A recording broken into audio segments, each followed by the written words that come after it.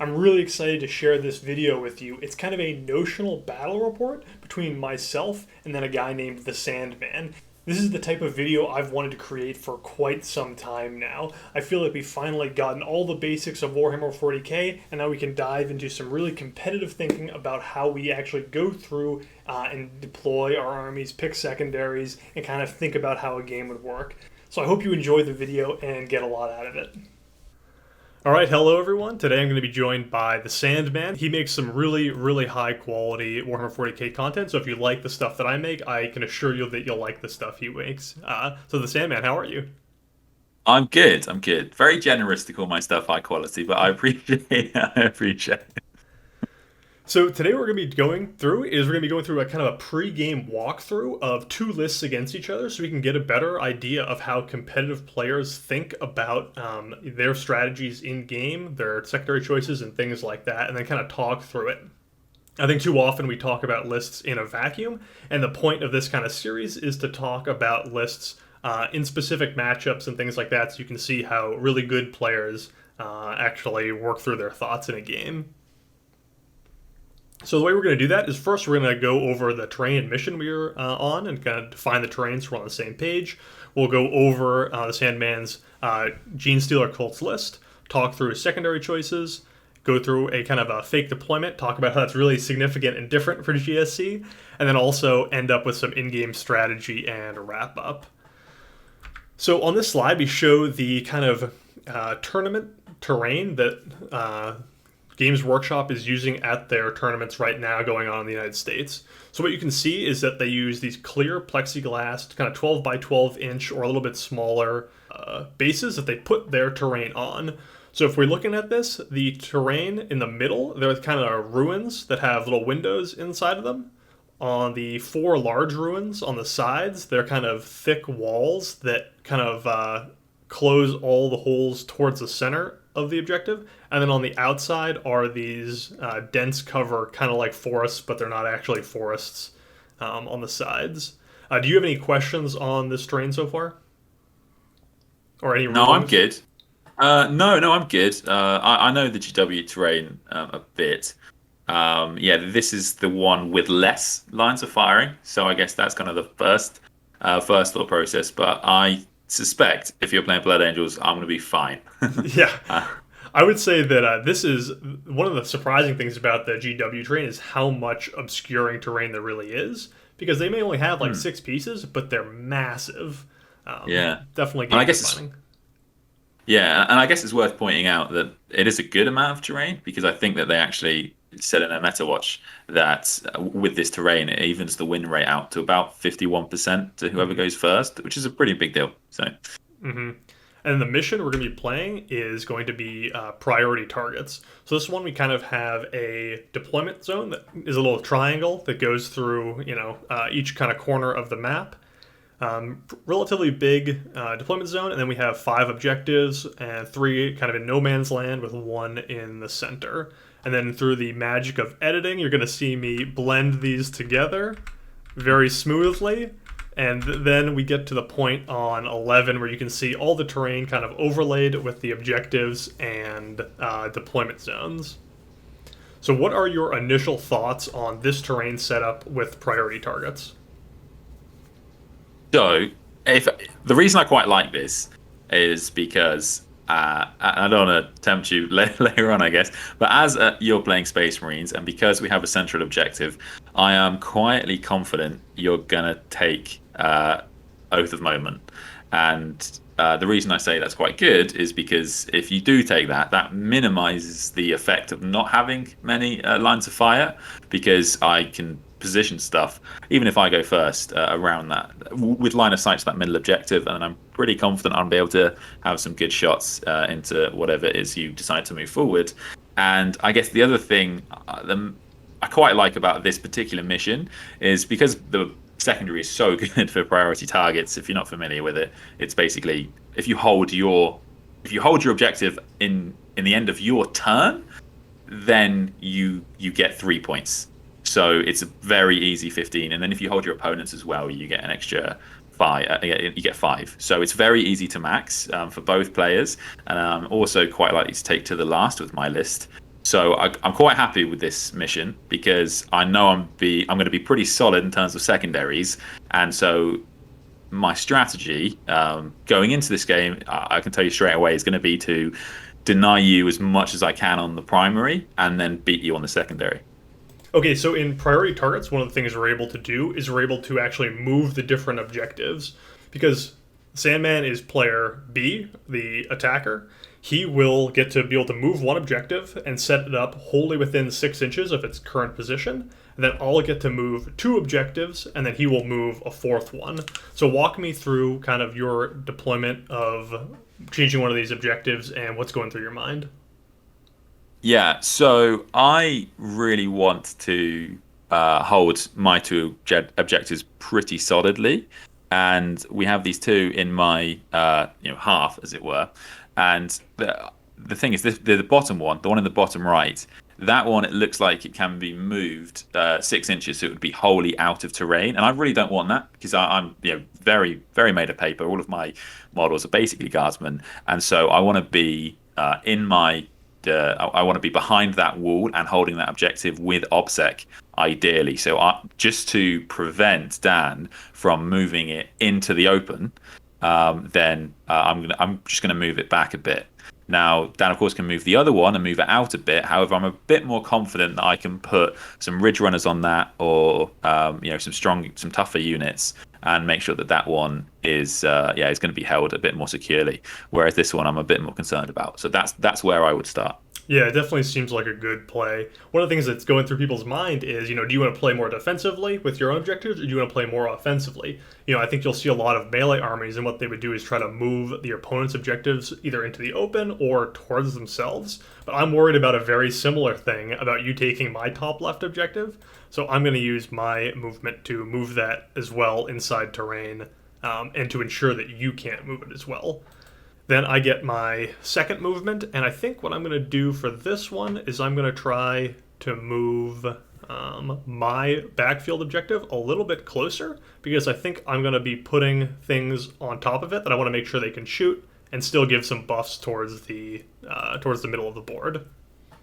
Okay, no, that's fair. I think unless you can throw a Blood Angels player, I think unless you can move them towards the center pretty confidently, I've got more shooting than you do in this list, as we'll see. Yeah. So I think that would probably be a bad, even with this, which is dense, I believe, these top and bottom pieces of terrain. Yeah, the green ones are Yeah. dense terrain. You can see through Yeah. those. Yep. Yeah, even with that, I think I'm still going to win that shootout. So Yeah. I think that's probably a wise decision. So yeah, in that case, I'll just move my final objective just a little bit further in, because I know how I'm going to play the game, and I know I'm going to have stuff on that unit, on that objective. Right. Okay, and now on the next slide here, we're showing all the different models we have in our own lists. So I'll just go over mine really quick. It's pretty small when you compare it to yours. I probably have almost half the drops, but it's a pretty traditional Blood Angels list. So we've got a captain, a sanguinary priest, a librarian, a unit of intercessors and cursors, 2 units of 7 sanguinary guard, a unit of death company with thunderhammers, 2 redemptor dreadnoughts, inceptors, and then blade guard veterans. The relics and warlord traits are pretty basic things about, like, chief apothecary, rights of war, etc. I'll put the list in the description below. So talk to me about your list.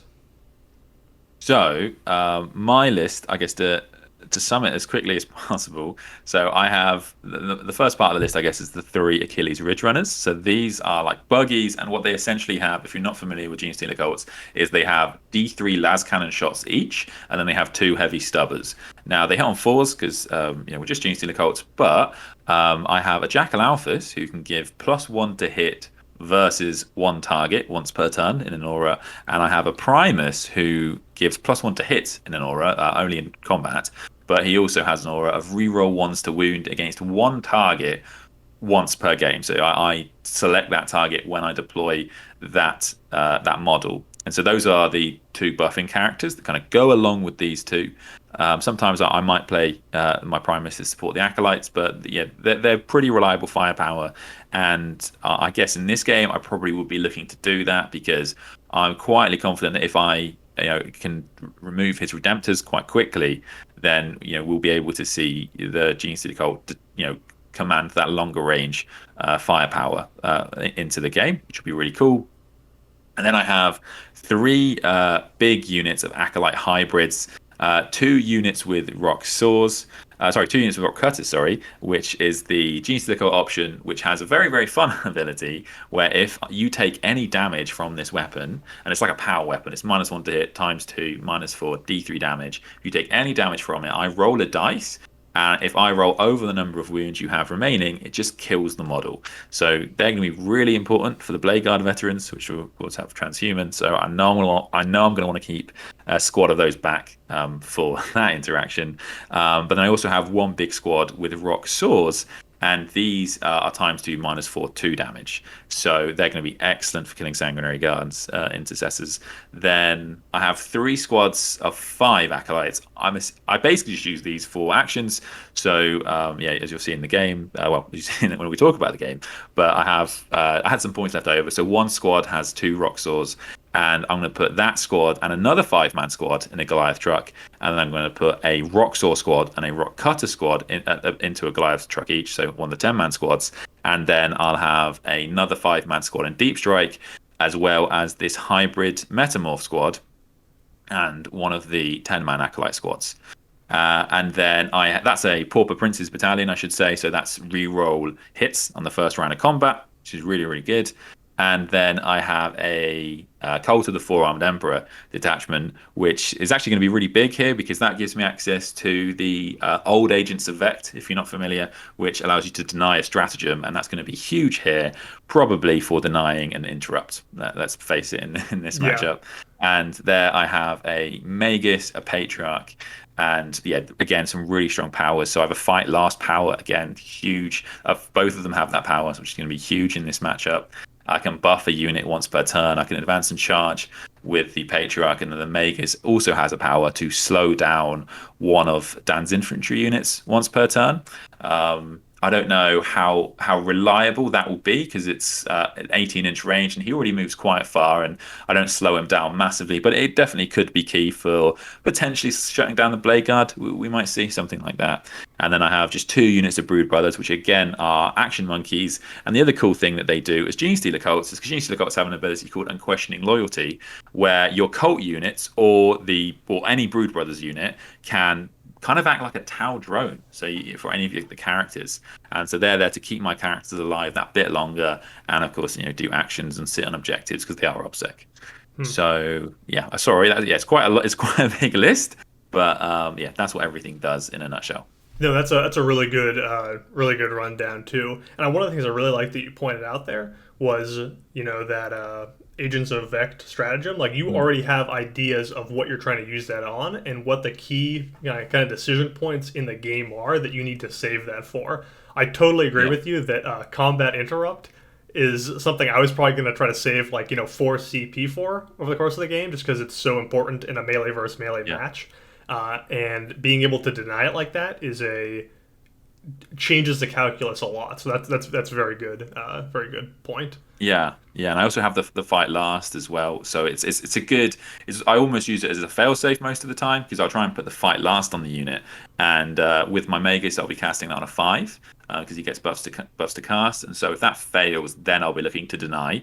But yeah, in a pinch, it's absolutely amazing. I have forgotten just to mention as well that the hybrid metamorphs do have the flamers. It's not massive in the Space Marine matchup.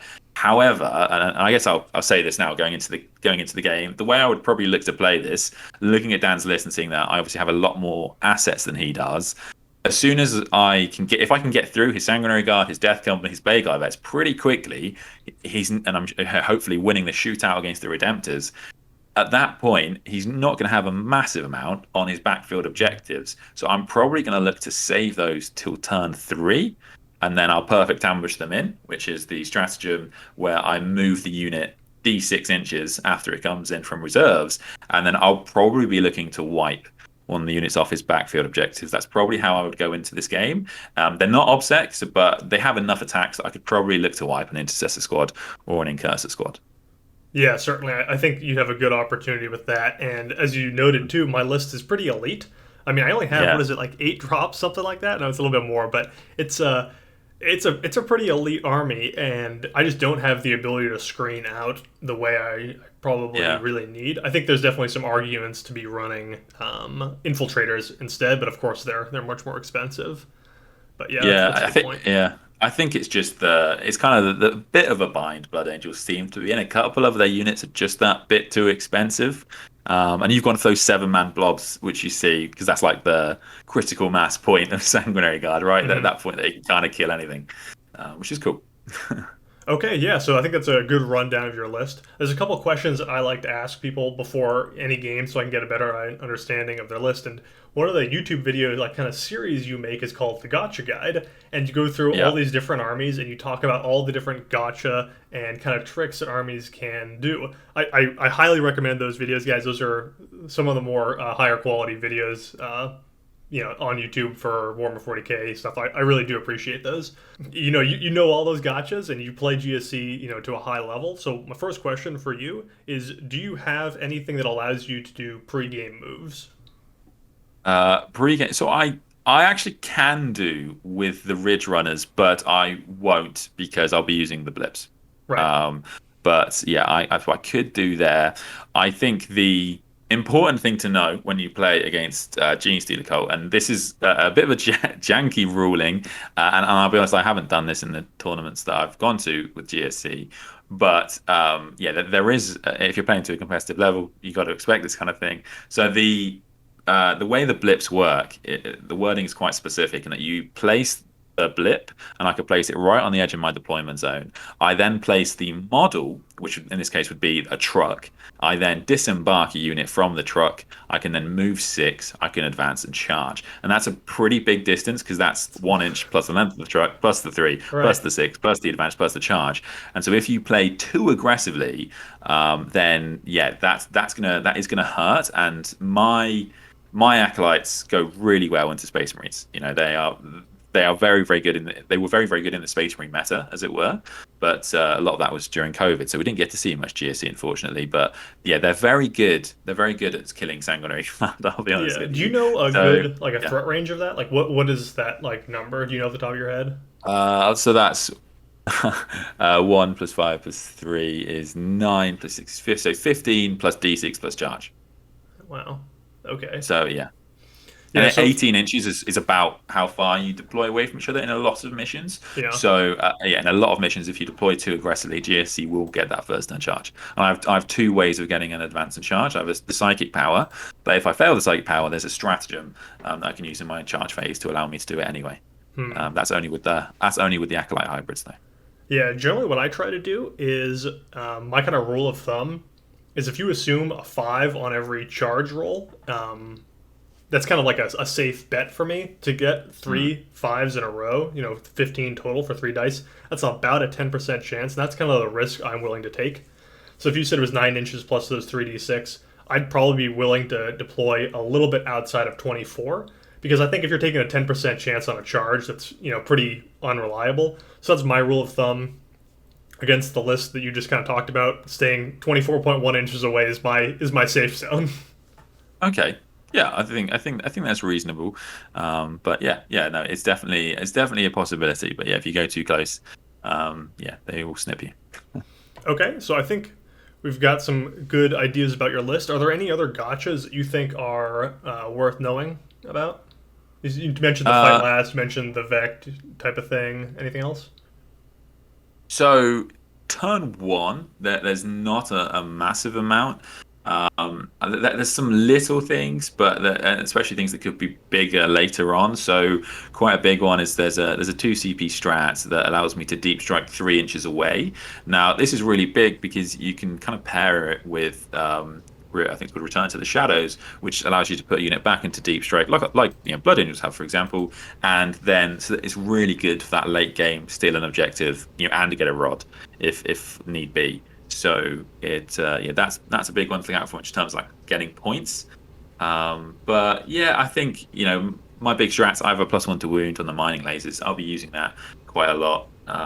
And Yeah. I don't think there's not too the strats aren't actually that incredible, and I don't have a massive amount of CP.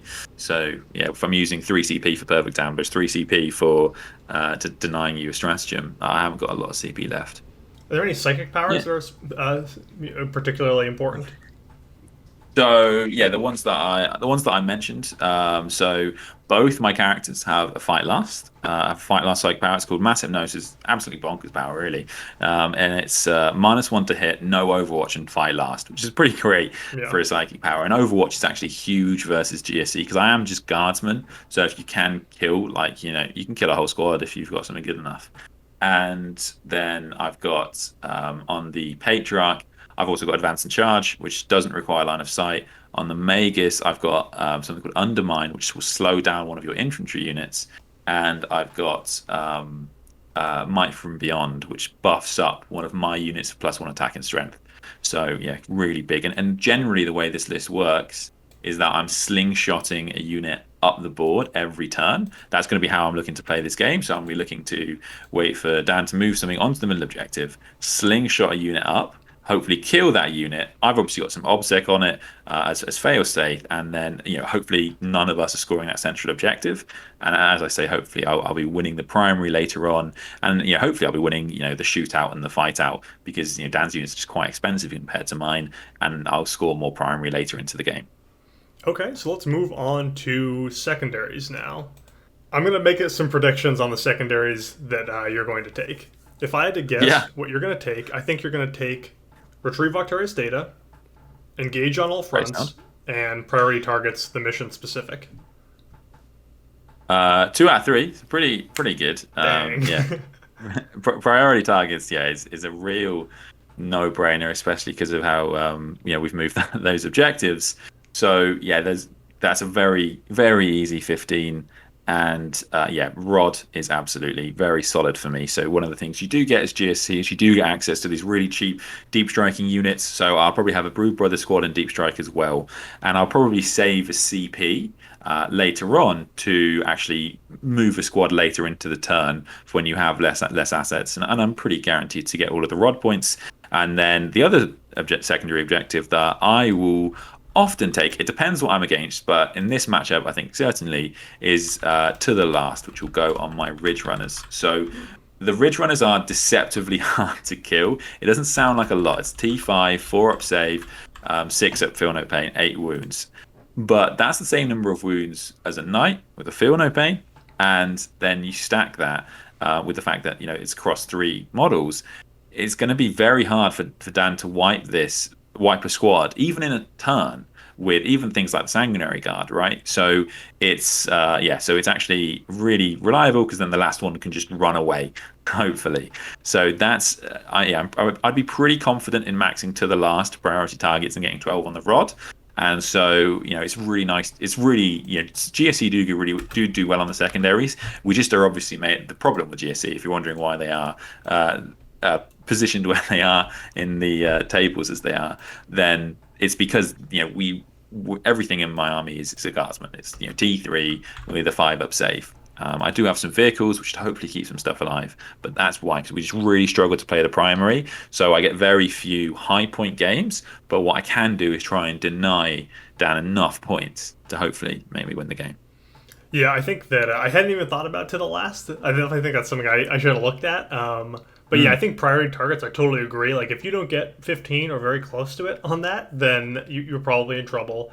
Rod seems pretty easy with the deep strike and the 5-man guys you have. And to the yeah, last, also, when you have these units of vehicles, if I charge in, even if I kill everything I'm in melee with, but there's still one vehicle in the back, well, I'm no longer in combat or whatever. You just fall back the next turn, and you still get max points, even though I killed 2 out of 3 of the Ridge Runners. So that seems yeah. like another really good choice.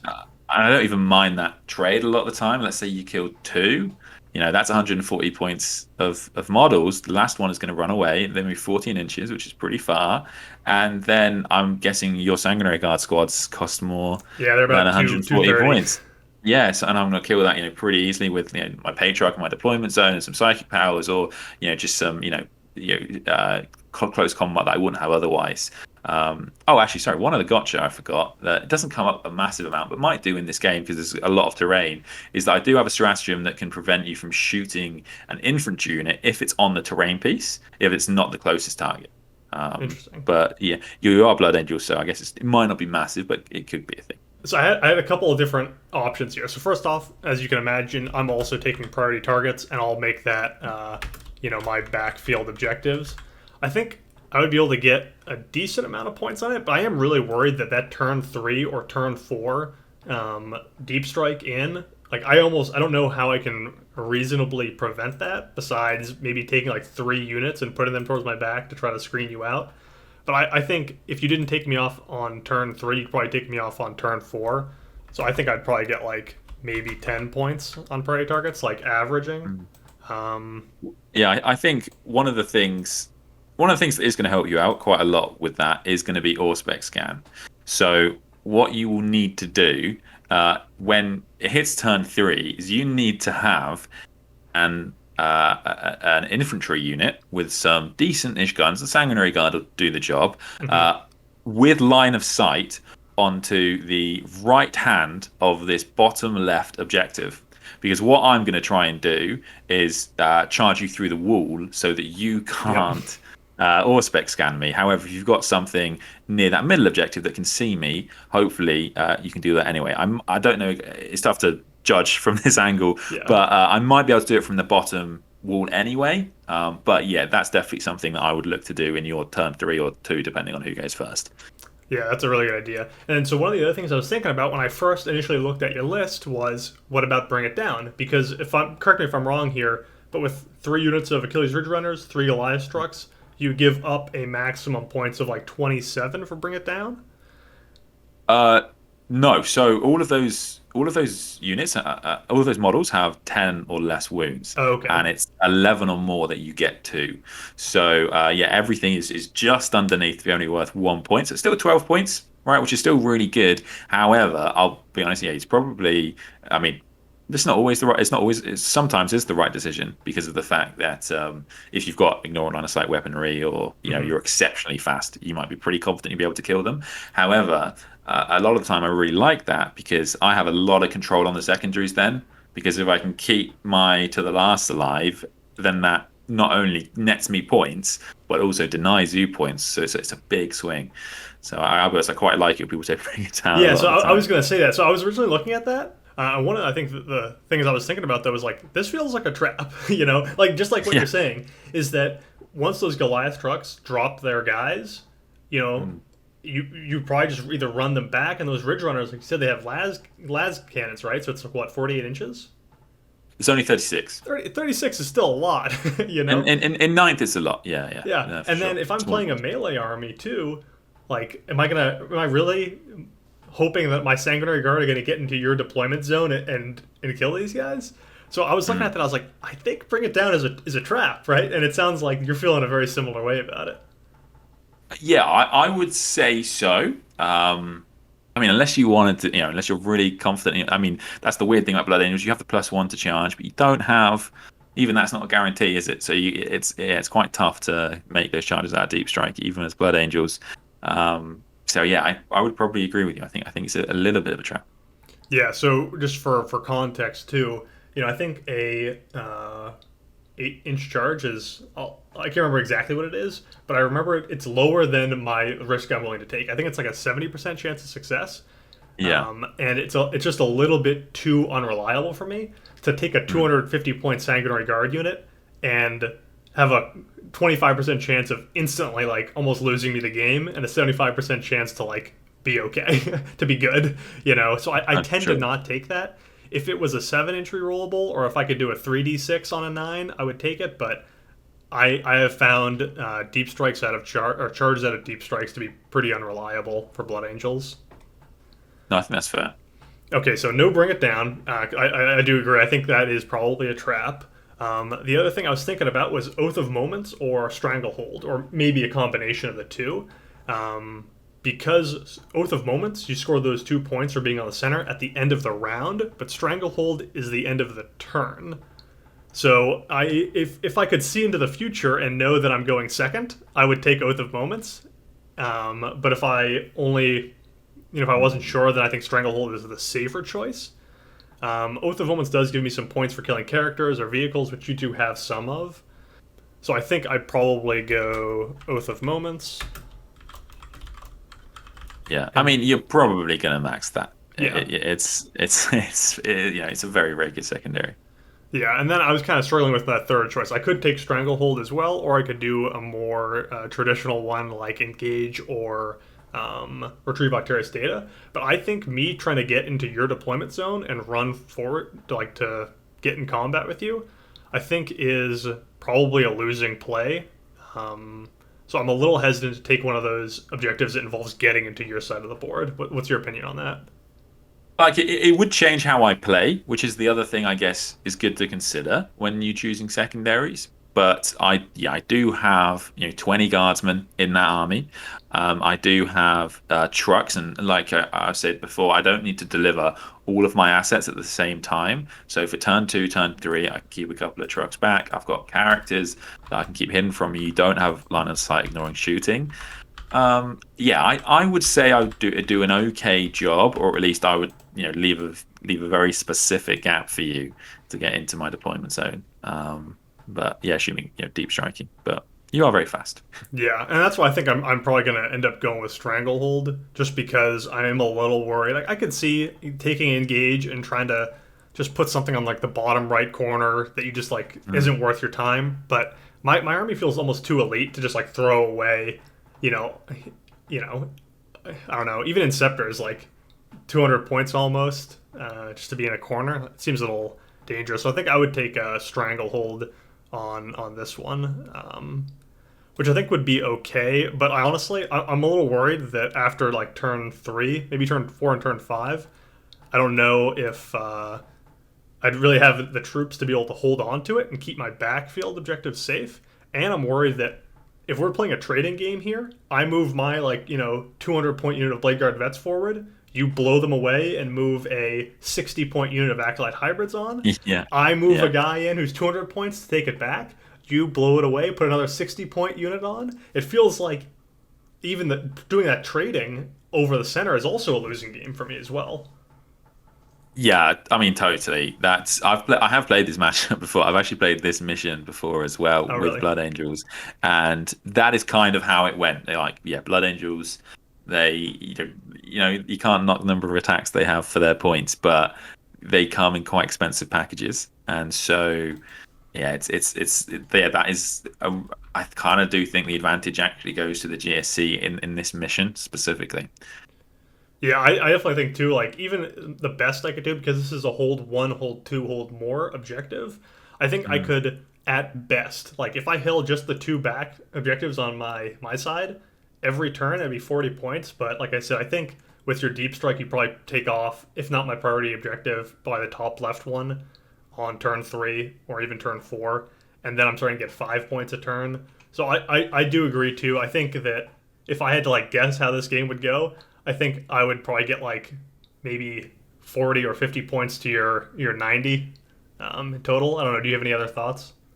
90. I think you would do better on it's hold one, hold two, Yeah. and I think that so I mean, if things go exactly as I would like, I would say you're still going to get your 25 for sorry 20 for your one of your backfields, Hmm. and you're going to get at least what's that like? Yeah, 10 for the other one. So I think you'd still get about 35.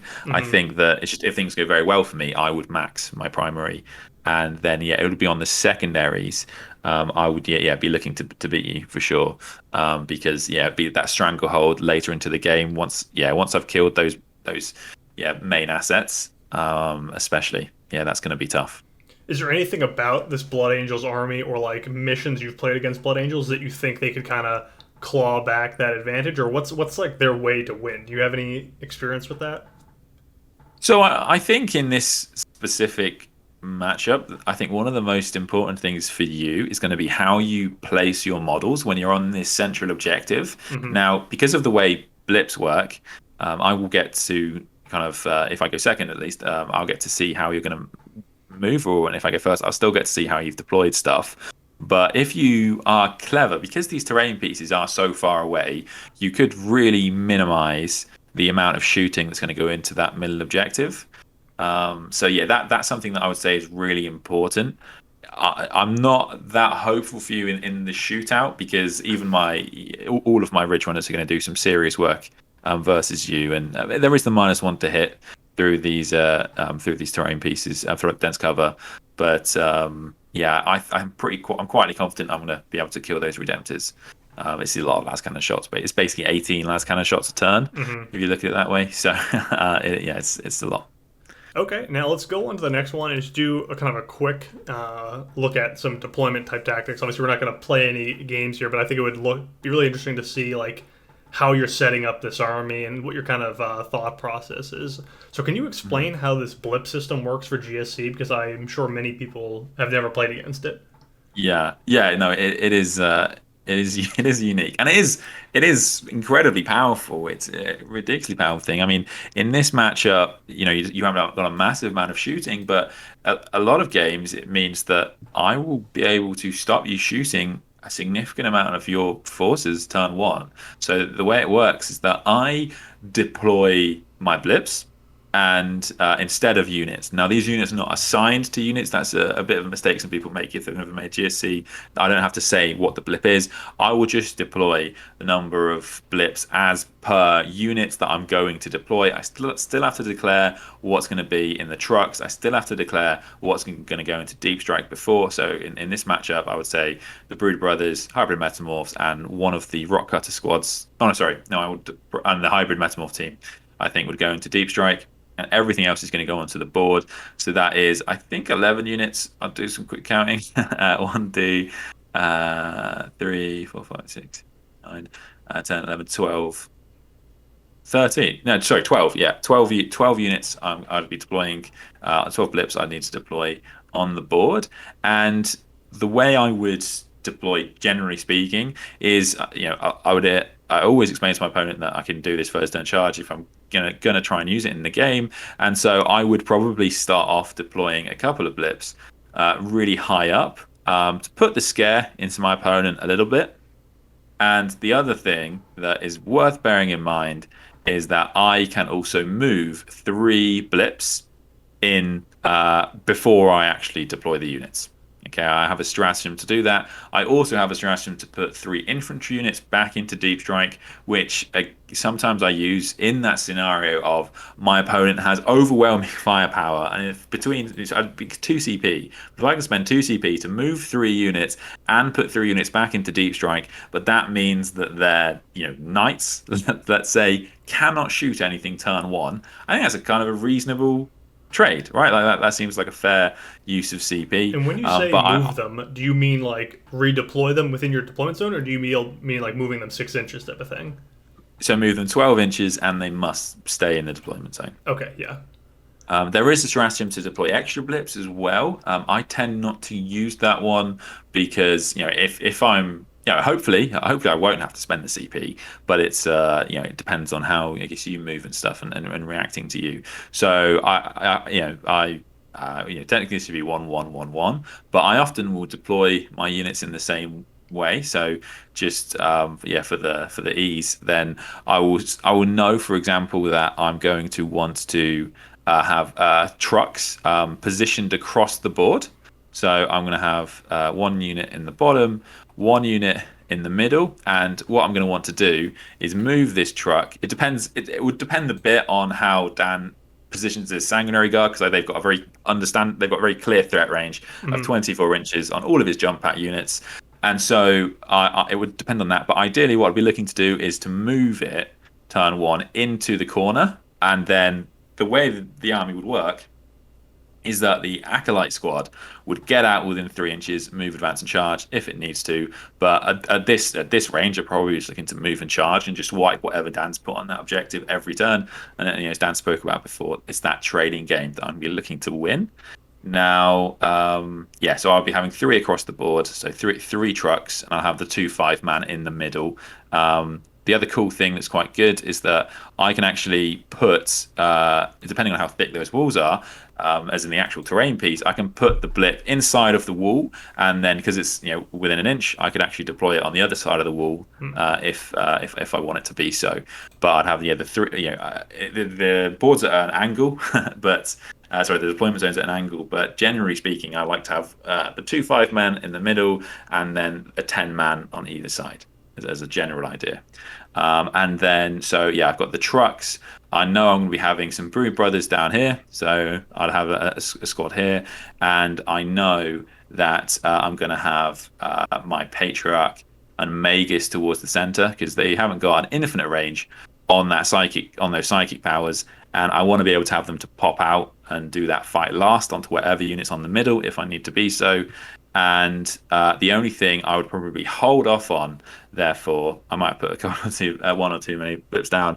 But what I'd be looking to do is just to look to see how Dan has deployed the rest of his units, so my Ridge Runners have the best targets possible. I'm fine for them to go into Sanguinary Guard, Blade Guard, or Redemptors, but it would depend how he's deployed and what they can get a line of sight onto, essentially. So yeah, I should have a few blips left over just for that.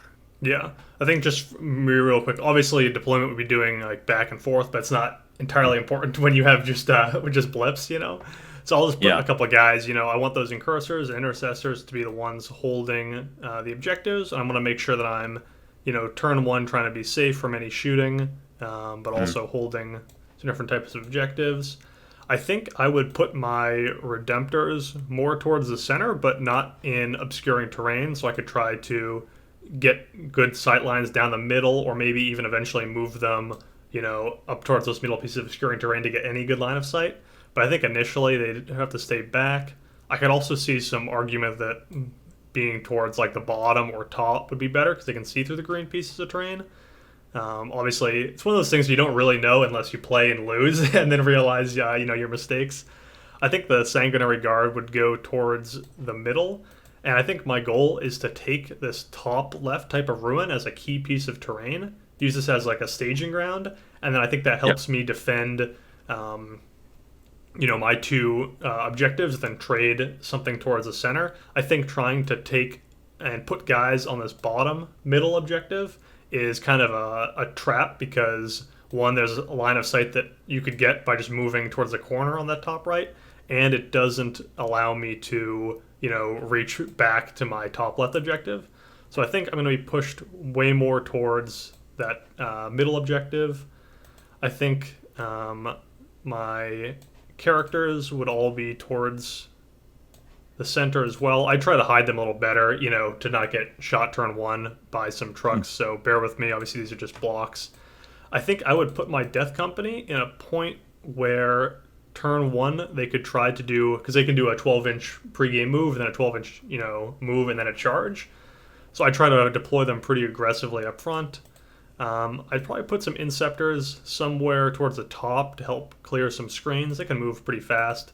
And then Blade Guard Vets are probably one of the first units I would try to advance towards, that middle objective and try to score me some points. I think if I can put them just touching the corner of that middle objective, I could definitely prevent some shooting at them. Not perfect, but definitely make it harder for your army to shoot at them.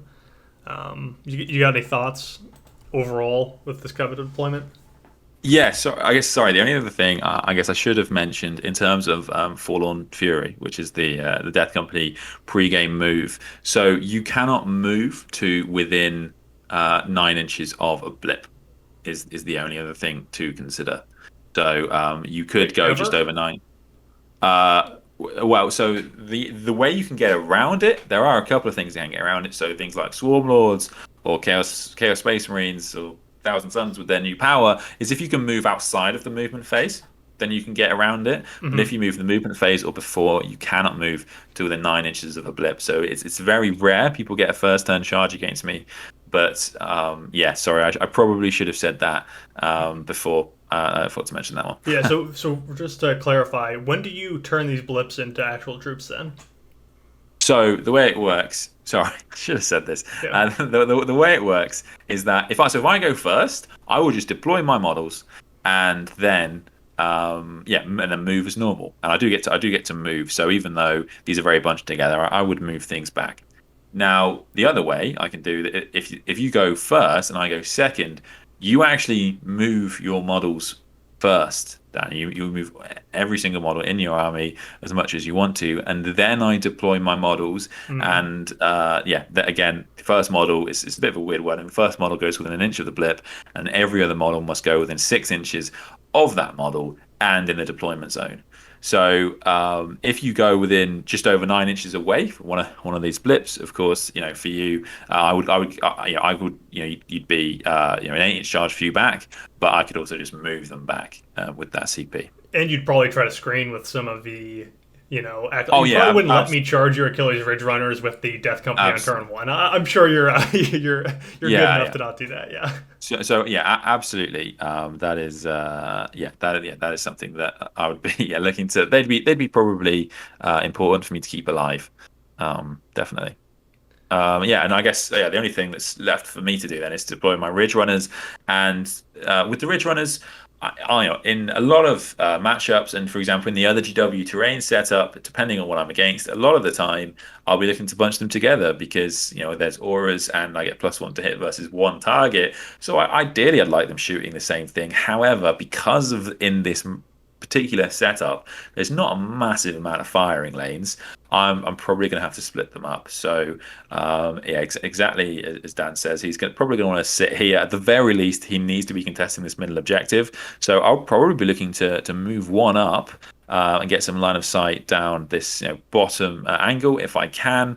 And I'd probably deploy two towards the back because they move 14 inches, which is more than enough to move out either side, depending on where Dan has actually placed his models. However, because he's got his two Redemptors here, I'm going to guess that looking to shoot down this middle aisle as well.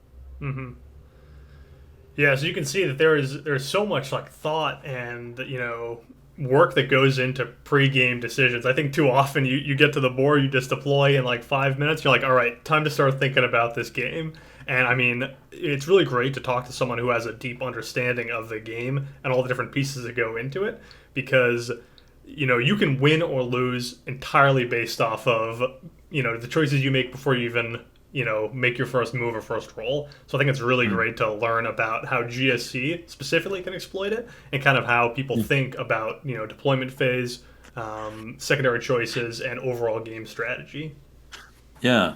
I think one question I have for you that would be quite interesting to discuss is, so why have you started your Inceptors on the board? So I do think that's fair. I think they could easily be in Deep Strike. One of the Mm. things I've found that's been pretty frustrating for me, if turn one, because you can't Deep Strike come out on turn one, then I miss a whole round of shooting, and sometimes that's felt pretty punishing. But I've also usually played with like Plasma Inceptors against like Space Marines.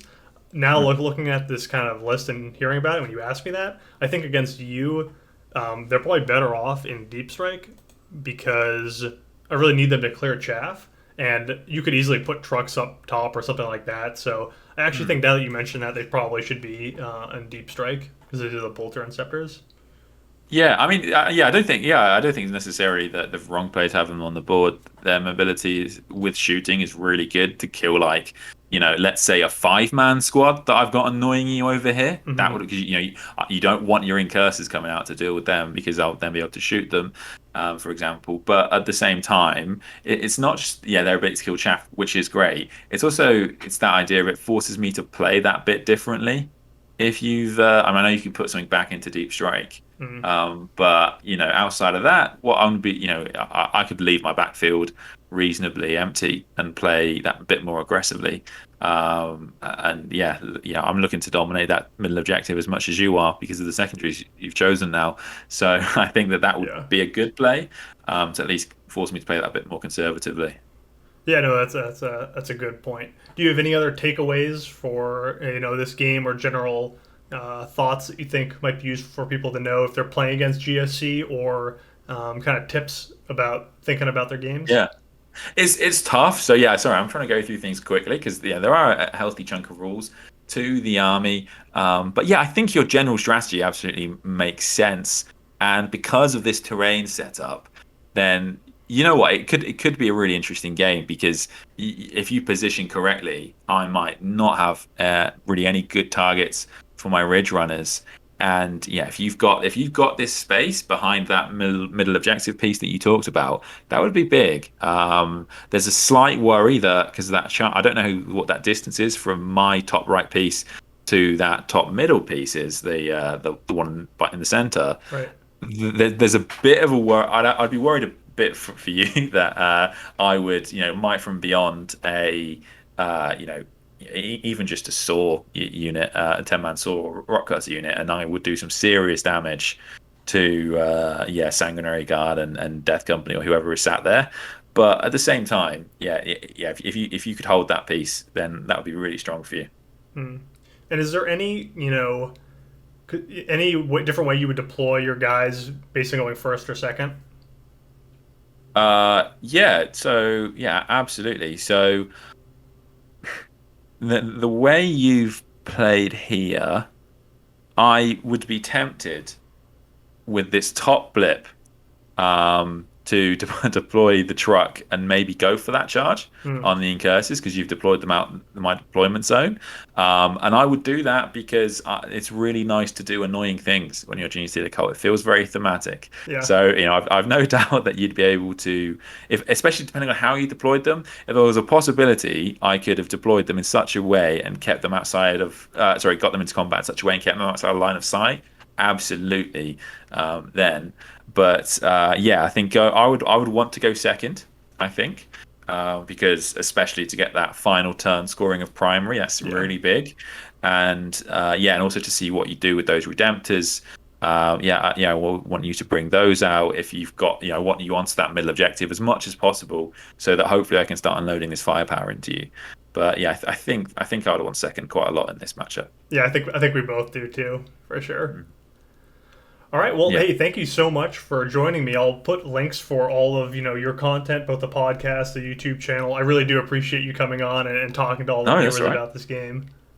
It's a really cool practice. Like I think you've got a great idea here, man. And I think that I want to do this more with my friends. It's very tough. Like I've been trying to think about have I forgotten any rules or anything to mention. I'm sure people will correct me if I have. Oh, But they'll yeah, correct you. Don't worry. Yeah, I've but been doing it's this long enough to know that you'll get at least but 10 it's comments for yeah. each mistake.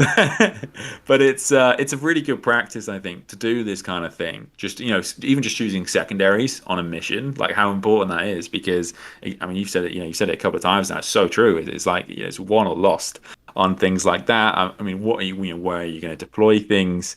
It's so big. It's so big. So I really recommend just people doing this as you've done with their friends. It's huge. Yeah. Well, awesome. Thank you very much. As always, thank you to all my wonderful patrons. They're the reason why this channel exists and I'm able to keep growing. All the new video editing software, a new microphone, that's all donated thanks to my patrons, and I really appreciate them.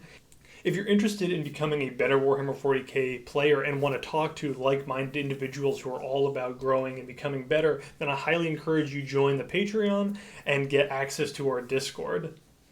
I hope to see you all around, and once again, thank you so much for watching the video.